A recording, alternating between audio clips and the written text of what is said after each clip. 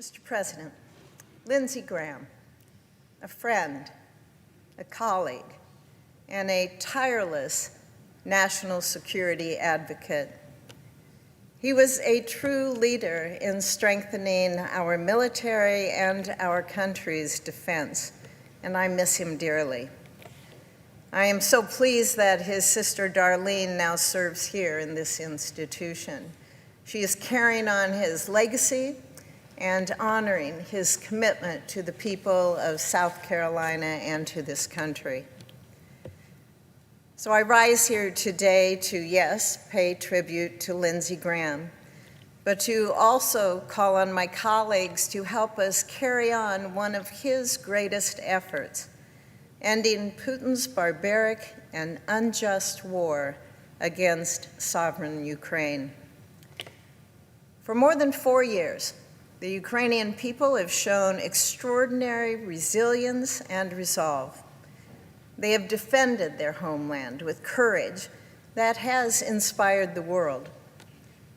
In 2022, Putin thought he could seize eastern Ukraine in days.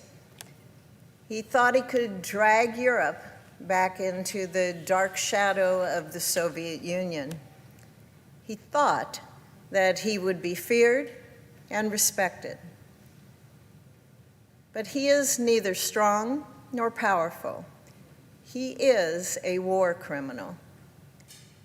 Putin has made clear his intentions to push beyond Ukraine and into NATO territory. Russian drones have encroached on Polish, Finnish, Lithuanian, Latvian, Estonian, and Romanian airspace.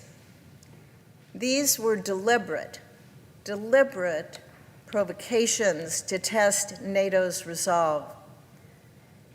Putin seeks to push deeper into Europe to see just how far he can go before we push back. And that is why the United States and our allies must raise the stakes through tougher sanctions and a stronger United States deterrence posture along NATO's eastern flank. I commend the Polish and Dutch, German, and the Italian armed forces for their swift and also their professional response in intercepting drones that could have killed innocent civilians during these incursions. Their actions remind us that NATO's strength lies in that unity and readiness.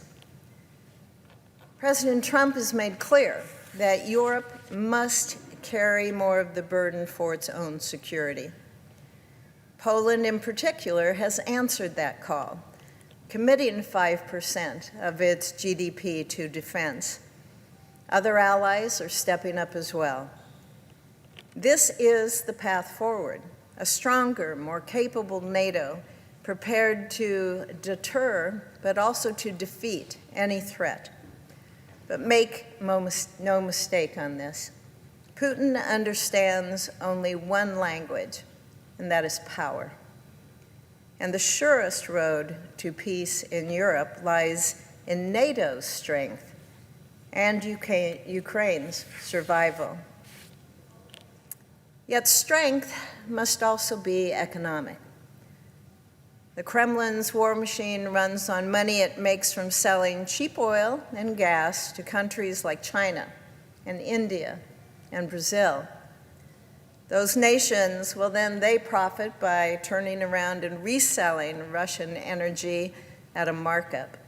And that must end.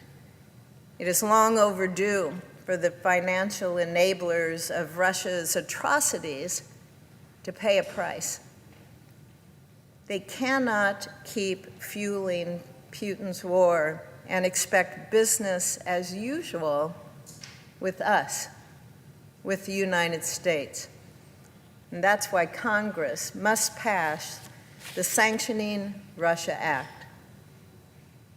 This legislation would impose mandatory sanctions on Russia's political leadership, financial institutions, energy sector, and sanctions evasion networks. By employing targeted tariffs, this policy would pressure the world's largest purchasers of Russian energy to reduce their dependence on Moscow. This gives the president maximum flexibility to enforce these measures, ensuring both legal strength and political durability. I'm grateful to Senator Blumenthal, who worked closely with Lindsey on this important bipartisan legislation, and I'm encouraged to see him carry this effort forward. I was proud to be an early supporter of the bill, and I'm proud to support this updated version now. The Sanctioning Russia Act is the sledgehammer that we need.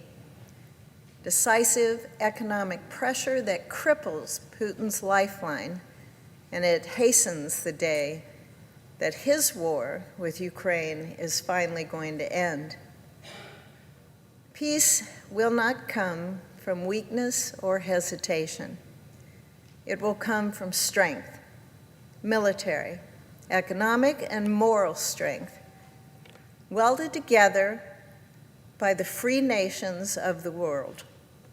So I ask my colleagues on both sides of the aisle to join our broad coalition in supporting this bill. Let us carry on Lindsey's mission. Let us stand up to evil. Let us bring freedom and security to the people of Ukraine. Thank you, Mr. President. I yield the floor.